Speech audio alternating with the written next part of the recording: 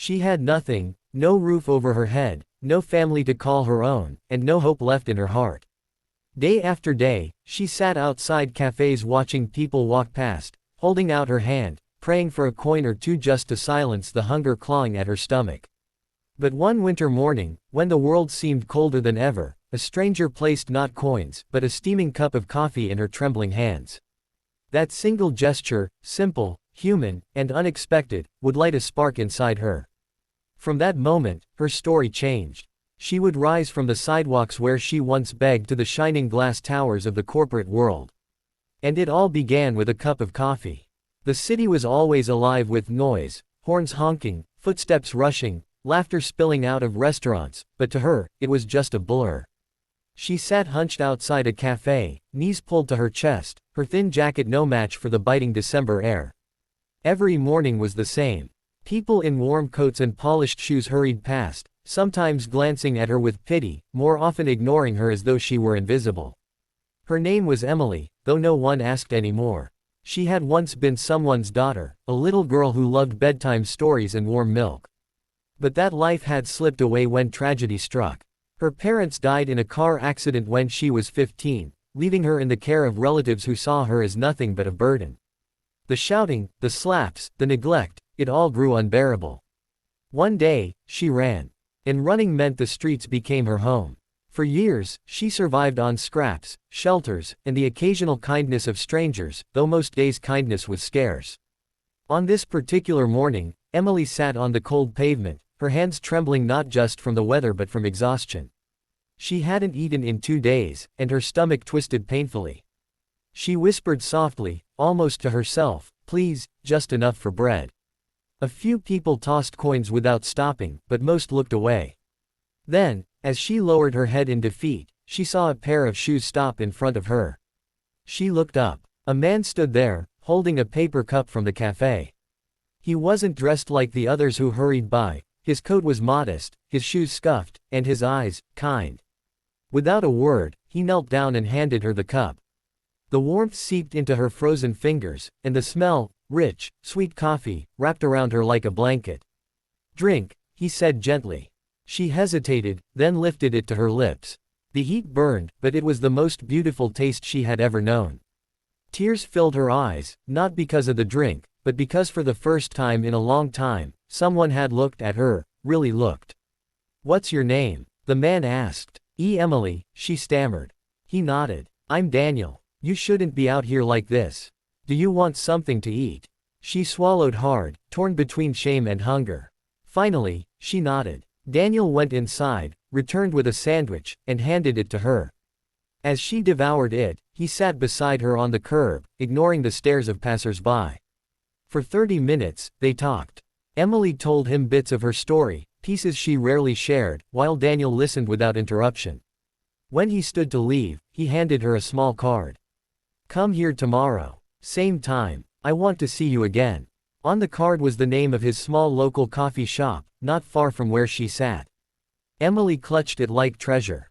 That night, under the dim streetlights, she whispered a promise to herself. Maybe, just maybe, this was her chance. The next morning, Emily stood nervously outside Daniel's shop. She had almost convinced herself not to come, terrified it was some cruel joke, but something inside her pushed her forward. When she stepped in, warmth enveloped her, warm light, the smell of fresh pastries, the hum of soft music. Daniel spotted her immediately and smiled. "Emily, you came." He guided her to a corner table and brought her another cup of coffee, this time with cream and sugar. As she sipped, he asked about her life, school, dreams, the things she liked. Emily spoke hesitantly at first, but soon words tumbled out. She admitted she had once loved reading, that she used to dream of being a teacher, that she still remembered math problems her father used to help her with. Daniel listened, nodding, his eyes never showing pity, only interest. "You're smart," he said firmly. "Smarter than you realize. You shouldn't be on the street." Emily laughed bitterly. "What choice do I have?" "There's always a choice," Daniel said quietly. Over the next weeks, he made sure Emily had food, clean clothes, and a safe place to stay.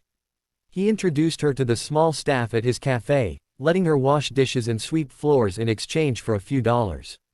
It wasn't glamorous, but it was honest, and for the first time in years, Emily felt useful. Slowly, she began to change. She brushed her hair, lifted her head higher, and even smiled again. Customers noticed her, not as a beggar but as a young woman with bright eyes and quick wit. One evening, after closing, Daniel handed her a stack of books. "If you still love learning," he said, "start with these." Emily devoured them by candlelight: novels, history, even business basics. She had forgotten how hungry her mind was. Within months, she began helping Daniel with small tasks, balancing accounts, organizing schedules, suggesting ways to attract more customers. Her ideas worked. Sales grew, and Daniel often chuckled, "You've got the brain of a businesswoman." Emily blushed, but inside, a seed of hope was growing. Still, she battled fear. At night, she lay awake asking herself, "Do I deserve this chance? What if I fail?" But every morning, when Daniel handed her coffee with that same kindness as the first day, she found strength to keep trying. One rainy afternoon, as she wiped tables, Daniel sat across from her. "Emily," he said seriously, "have you ever thought about going back to school?" She froze. The thought terrified her. She hadn't stepped into a classroom in years. But then she saw the sincerity in his eyes and whispered, "Yes, I have." That night, Emily walked past the place she once begged, now clutching her books close. She no longer sat outside watching life pass by. For the first time, she was walking toward a future. Returning to school wasn't easy. Emily was older than most of her classmates, her clothes were modest, and whispers often followed her. But she kept her head high. Each day, she studied relentlessly, determined not to waste the chance Daniel had given her. She worked at the cafe part-time, studied at night, and slowly, grades that once seemed impossible turned into victories.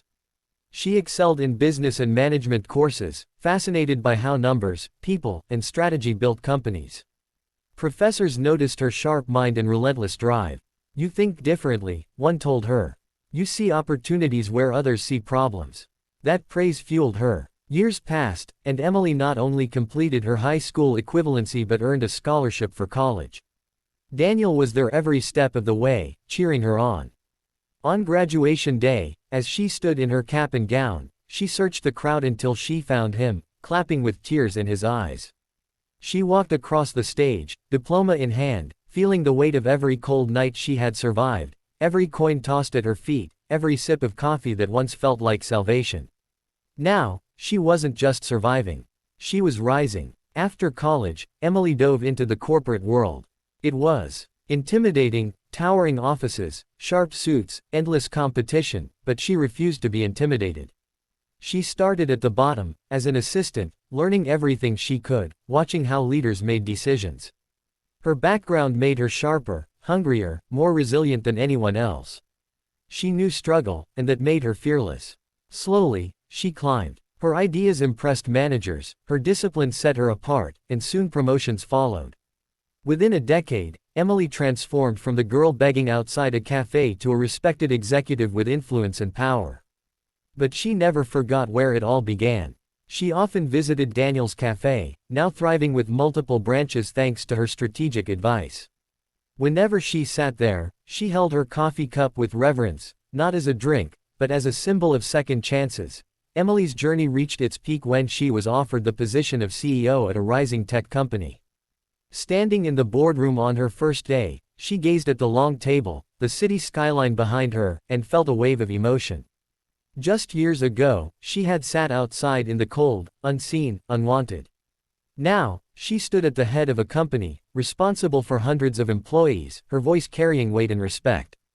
Her story spread quietly at first, employees whispering about her unusual path, but soon, newspapers picked it up. From begging to boardroom, the CEO who once slept on streets. Interviews followed, and Emily became not just a leader but an inspiration. But for Emily, the greatest moment wasn't the applause or the headlines. It was the day she returned to that exact cafe corner where she had once begged. She sat on the pavement, now in a tailored suit, holding a cup of coffee. Passers-by stared, puzzled, until a young homeless girl approached hesitantly, much like Emily once had. Emily smiled, handed her the cup, and whispered, "Drink. You're more than this street. Your life can change." The girl's eyes widened, and Emily knew, a new story had just begun. That night, she visited Daniel. He was older now, his hair grayer, but his smile was the same. "You did it," he said, pride shining in his eyes. Emily shook her head. "We did it. You gave me coffee, and with it, you gave me hope." Daniel raised his cup in a quiet toast. "To hope," he said. Emily nodded, tears brimming. To hope, and to never underestimating what a single act of kindness can do. From that day forward, Emily made it her mission to open programs for the homeless, offering shelter, education, and jobs. She wasn't just a CEO. She was a reminder that even the smallest gesture, like a cup of coffee, could ignite a fire powerful enough to change lives. And every morning, when she sat in her office with coffee in hand, she remembered the girl she once was, and the stranger who saw her not as a beggar, but as a human being with potential. If this story touched your heart, remember, kindness is never small. A single act can change someone's entire life. So the next time you see someone struggling, don't just walk past, stop, smile, offer a hand. Who knows, you might be the reason they rise from the street to the boardroom. Share this story with your friends, subscribe to Kindness Vibes, and let's spread more hope, more love, and more kindness in the world, one story at a time. If this story touched your heart, remember, kindness is never small. A single act can change someone's entire life. So the next time you see someone struggling, don't just walk past, stop, smile, offer a hand. Who knows, you might be the reason they rise from the street to the boardroom.